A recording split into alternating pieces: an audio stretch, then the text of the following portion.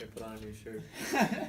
Kidding, same shirt. Hey everyone, thanks for tuning in to the next episode of Social Commentary, where we make commentaries on social commentaries. Wow, what a concept. So, we're doing the second episode of Black Mirror today.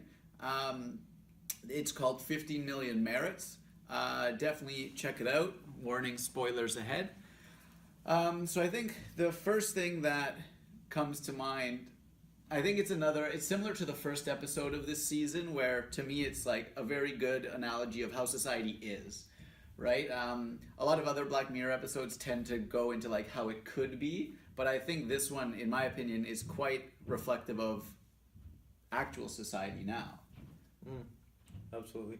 It was interesting to see at the beginning. I was kind of wondering and waiting for there to be more of an explanation of why they were where they were at first, and for a solid chunk of the episode I was just assuming that they had all committed a crime and that was jail in the future, and so maybe they were powering the city, maybe they were powering something with their peddling and earning merits, but that was it was just everyone, right? Like it was like you see there's that one scene where it's just like a factory and this is what people do, but I think for me, the merits is money, right? Like it's barely, hidden, and it's just the more you work, the more money you get, right?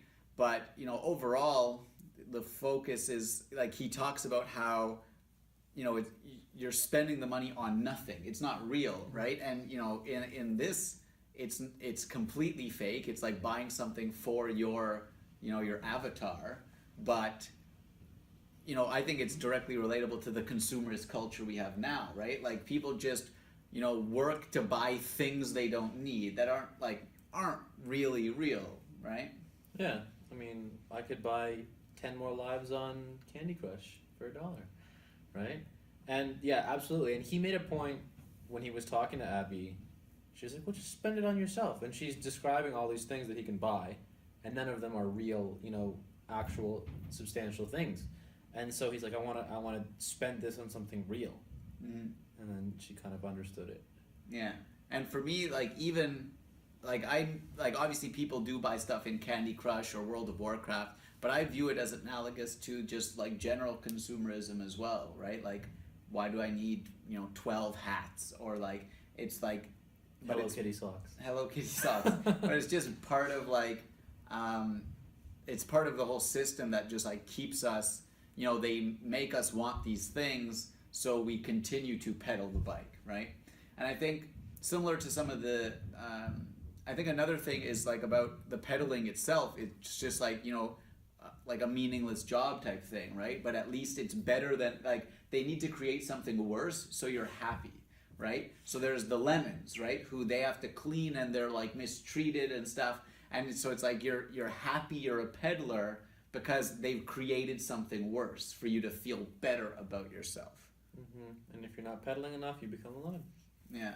So it was interesting that Abby at one point said something about, oh, I just turned 21 and I wanted to go to this facility, but I couldn't because it was full, so I came here.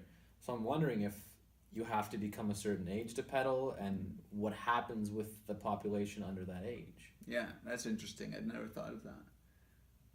Another big thing is the content, right? Like, it's I don't have a response to I don't know.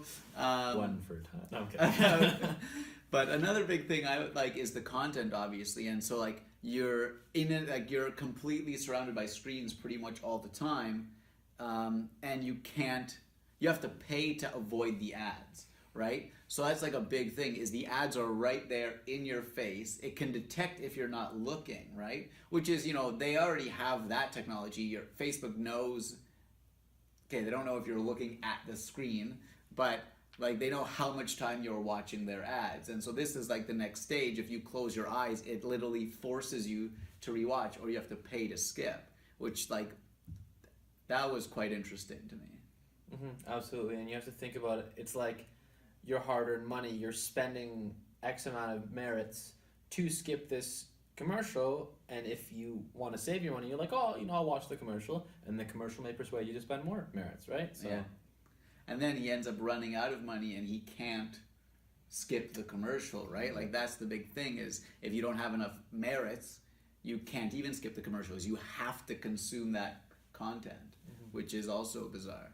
Absolutely. Another thing that I thought of with regard, going back to the lemons, is, once you can't pedal, once you can't produce, you're a lemon. And I think that's also quite, accurate of how Western society views people. If you can't, produce or consume, you're not useful, right? So that's kind of, we're very dismissive in Western society of old people and of, less able people. Society at large is kind of like, well, you can't produce, right? And I think that's like very interesting. And they used to be very poorly treated, and people aren't as much anymore in Western society, but very much this like dismissive culture.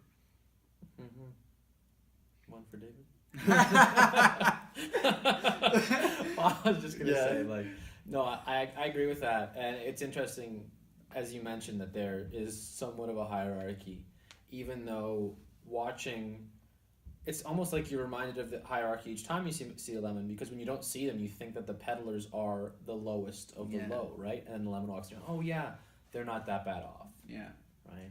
Now switching to like Hot Shot, right? Like that's like a big piece, obviously. I think that's like exactly how it works now, right? Like American Idol, So You Think You Can Dance. It's all about, selling to people like you can be a star, right? And like I don't know how much cost is associated with like trying out for American Idol, let's say, but very much it's about selling to people. It's a ticket out of your situation, right? Like, and people also, it's a way to distract people. Like he worked really hard just to try and get another ticket, right? But I think that's exactly how it is. And like they were enjoying when people were mean to them, right? Like Simon Cowell type, right? And it's like, it's all just about the entertainment. Mm-hmm. And the selection process too. That one girl had been there for ages and ages, and you keep hearing her saying like, oh, I'm a good singer, right? And then she was a terrible singer.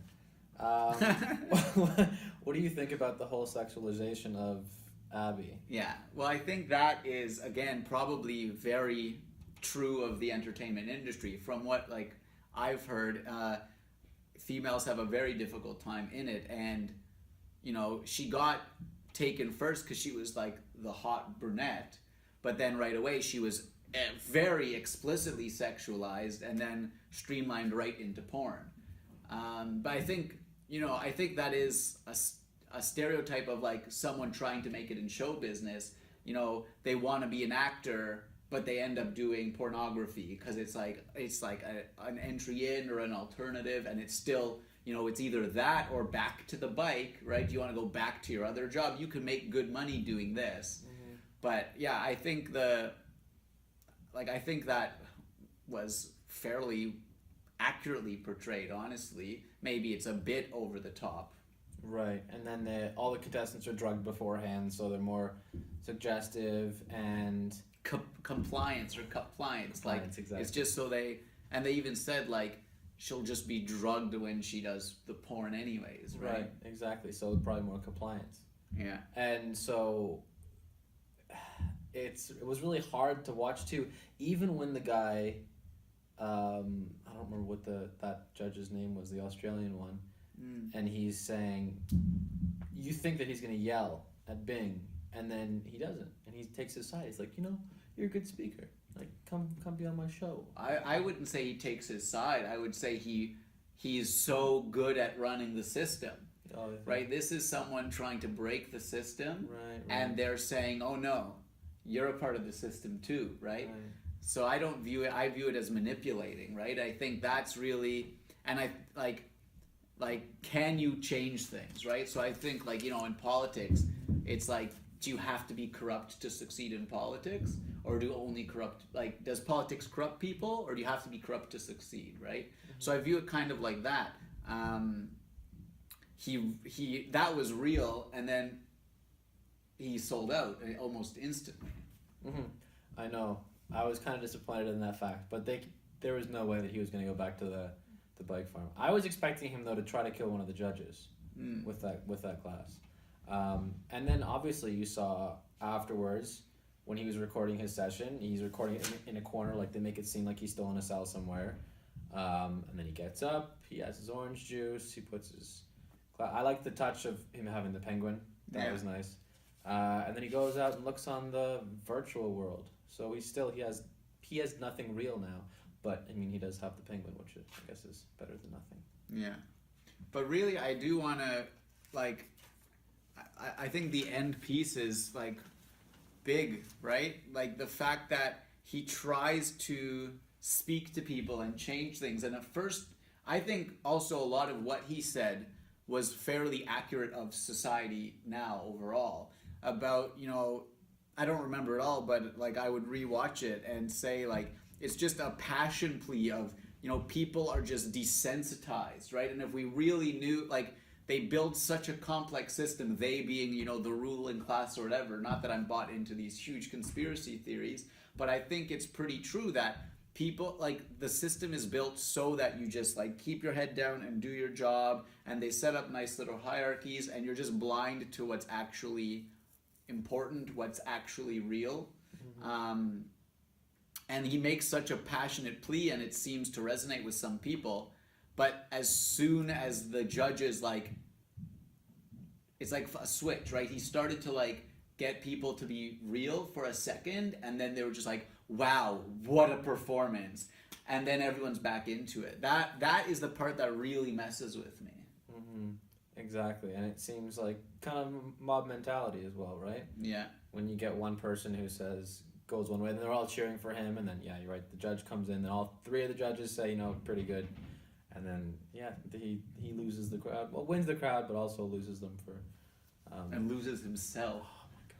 But also the crowd, like the peer pressure is a big thing as well, because like even for Abby, they started cheering. Like we didn't really talk about her situation at all, right? Like she just wanted to pedal, and then he was like, you should be a performer, you should be a performer. And then they were all cheering for her to do porn and stuff, right? Like they were all saying, yeah, do it. So it's like the societal pressures of you need to accomplish more. You can't just be like, you know, in the domain of this episode, why can't people be satisfied just being a cyclist or whatever they are, right? If that's the average, why do you have to be better than average as well? Mm-hmm. And that's probably why Bing felt so much guiltier, because he pushed her to it, right? Mm-hmm. He pushed her into it. What else was I going to say? I can't remember. Yeah, I don't know. But I think overall, like, it's a pretty good episode. It's not as... I don't view it as dystopian as some of the future episodes, because I view it as fairly more realistic, right? Like, I see a lot of parallels. But, yeah, what were your thoughts on the episode just overall? I liked it.